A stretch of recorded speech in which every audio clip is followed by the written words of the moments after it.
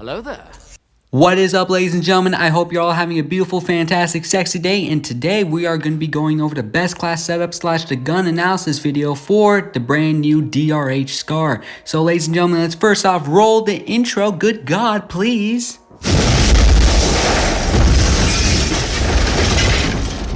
Now, let's get straight into it.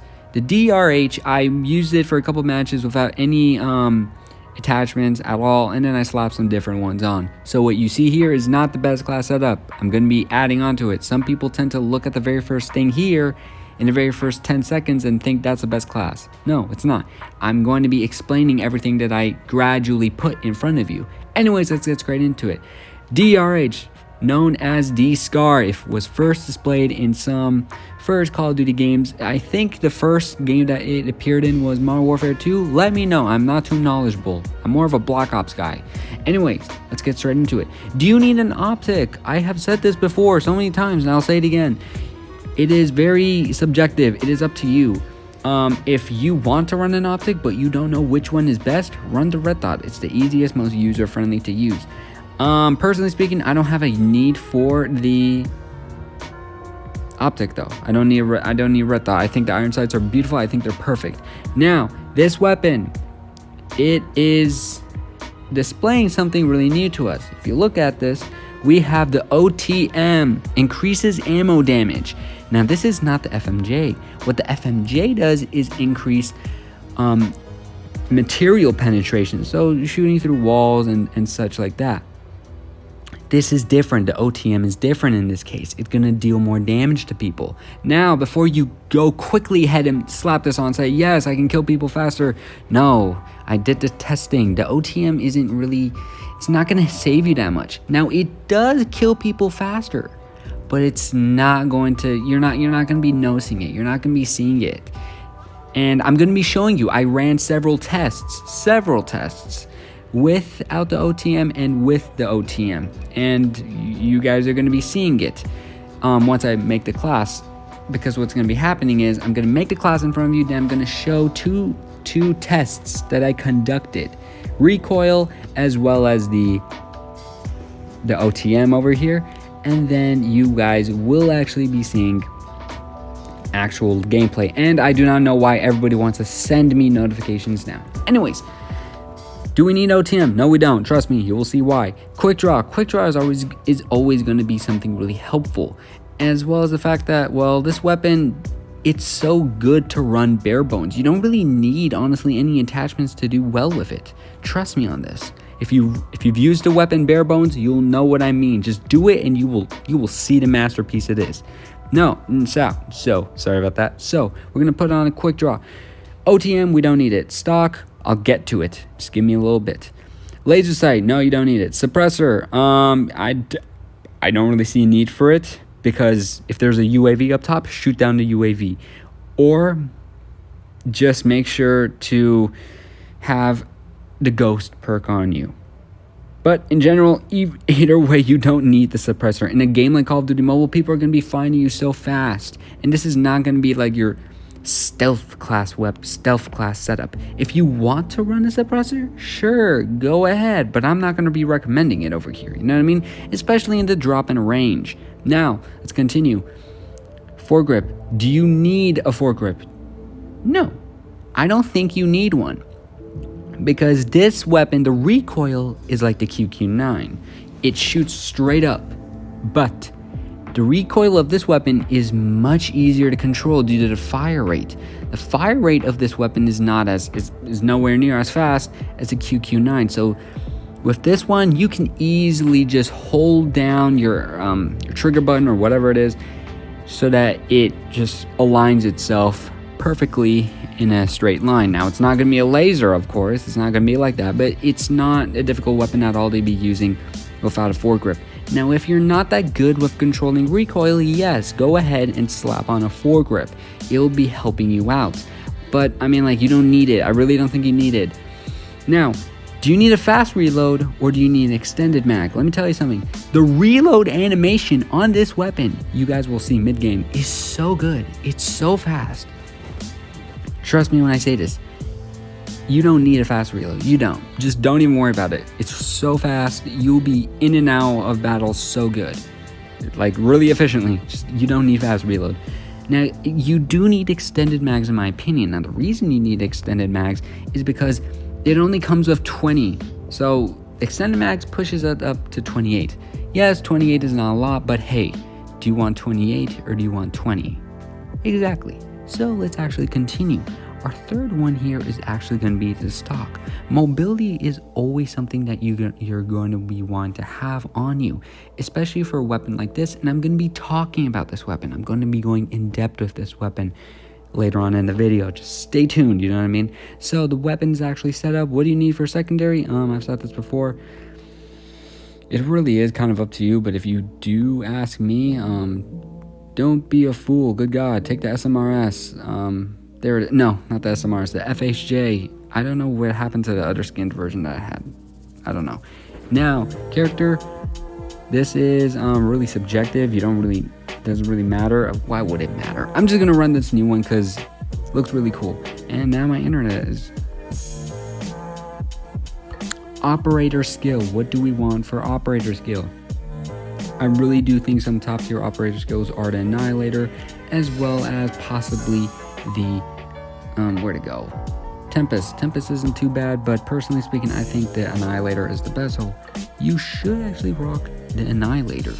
Now, lethals. I'm not gonna really go into that so in depth with this. I think a sticky grenade is gonna be best. That's the one I always use. It works really well. Over here, your tactical. Please run a trophy system. Please do. Please run a trophy system. I see so many people not running one. Just run one. Perks. Good God. Do you need fast recovery? It's helpful, but do you need it? No, you don't need it. Persistence. I don't know who runs that. Flak jacket. Equip. Equip. I'm not even going to be going into this anymore. If you've seen my videos before, I put on a flak jacket and that's it. With this one, I think Vulture would be pretty good. I did have moments when I ran out of ammo with this weapon, but not too much. You're not really going to be running out of ammo all that often. But if you want toughness, if you want extra ammo, if you're a type who loses ammo, yeah, Vulture would be pretty nice. But personally speaking, I don't run it. Now, toughness isn't too bad. I don't know if toughness is the best option because, yes, you're not running a foregrip on this weapon, and the flinching is going to be bothering you here and there. But then again, this will only really impact you if you're at that long range gunfight. And if you're at that range, don't do it. Just get behind cover. Just start flanking. You know what I mean? That's the best thing to do. But the one that I personally think is best to use, personally speaking, is possibly either the... Where'd it go? Oh, there it is. Tracker. Tracker isn't too bad. Yes, I know. A lot of people don't tend to pick Tracker. I pick Tracker because it saves me all the time. It really does. But toughness is also really good. Now, personally speaking, if you had to ask me which one I would run, I'm going to be completely honest with you guys. Either one of these three is absolutely great. Depending on you, you will need Vulture. But personally speaking, in general, for everybody, I think toughness will be best, especially the fact that you don't have a foregrip. Now, your third perk, to run Alert. I think Alert would be best. Sorry for the delays, something took place. But I do think Alert will be best. It's going to save you. It saves me all the time. It saves me, I honestly, I either use Tracker or Alert because I always want to know if somebody's around me. I don't know, it's just a personal thing. I really want to know. The rest aren't too bad, but truly speaking, Alert is best in my opinion. So let's actually get into some gameplay. Or no, not gameplay, I'm sorry. Let's get into the testing, and then we will actually discuss during the testing. See you guys there. So test number 1, we are going to be testing its short range capabilities with the headshots, and it is 3 shots. Now at medium range with headshots, it's the same exact case, 3 shots. Now long range, it's 4 shots. I think this is a very impressive move by this assault rifle. Now let's move on without any headshots, and that pushes it up to 4 shots. And then with medium range, it's the same thing. We're going to be getting 4 shots instead of 3. And then for the long range, we're going to be having 5. So what can we actually deduce or make a finale of? Headshots matter. They really do. Now with the OTM, we see that it doesn't really make a difference at the medium or long or close range when it comes down to headshots, as well as the case with long range headshots. OTM makes no difference. Same thing with close range, we're still going to be getting 4 shots. Same thing with medium range, we're going to be getting 4 shots, but we will be having 4 shots at the long range with this attachment. So obviously we saw the case there. Now let's go on to the recoil test here. No foregrip, and I'm not doing anything with the recoil. I'm not trying to control it in any way. As you can see, the recoil just kicks straight up high like a mule kick. You know what I mean? So just look at it, look at the pattern, it's going straight up. And it is going to be easier to manage. Now, I'm not controlling it yet. You will see when I start to control it. But if I want to control it, it's not that difficult. I'm going to actually do it right now. I think, yes, I'm doing it right now. So I'm trying to control it right now. I'm not really putting in that much effort, and it gets pretty tight. As you can see, it wasn't really that difficult, and I didn't really experience much difficulty. And same thing here. So from our tests, what were we able to find out? We were able to find out that obviously the reload animation you're going to see in this clip, boom, that fast, super fast. Reload animation is so quick. Now there I got unlucky. There was somebody in front of me. But I do want to say this. We have been able to see that the recoil isn't that difficult to control. Just push it down a bit, you know what I mean? This is not like the QQ9 where it's just fighting you 25-8, you know what I mean? This gun, because of the slow fire rate, is not going to be as difficult. By the way, the gameplay is not that good because I think there were 2 people partnered up. Look at the usernames. Look at the names. There was like OG Slim Reaper 12 and OG Slim Reaper 9. Anyways, I haven't played for quite some time, so please excuse if it's not that good. If it's a bit of a choppy gameplay. Anyways, we were also able to see that the new attachment that we can put on this gun called the OTM, OTD, OTM. We know which one we're talking about. It's not going to really be making that much of a impact. You know what I mean?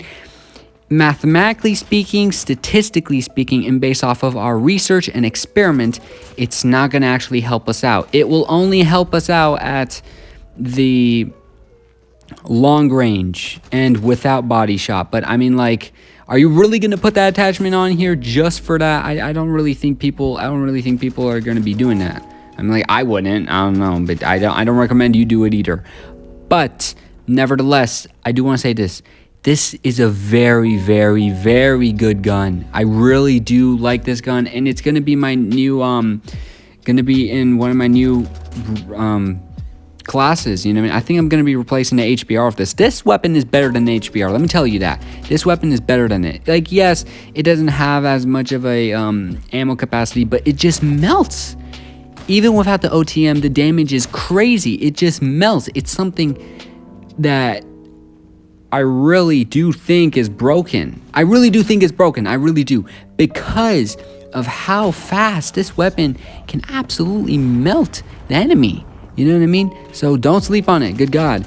But I may make a video comparing this weapon with the KN-44 as well as some other top tier assault rifles. Like, yes, I do say this is a great weapon, that this is top notch, you know what I mean, that it's the best weapon now out there. But I do want to say this by no means means that the other weapons before it are not good.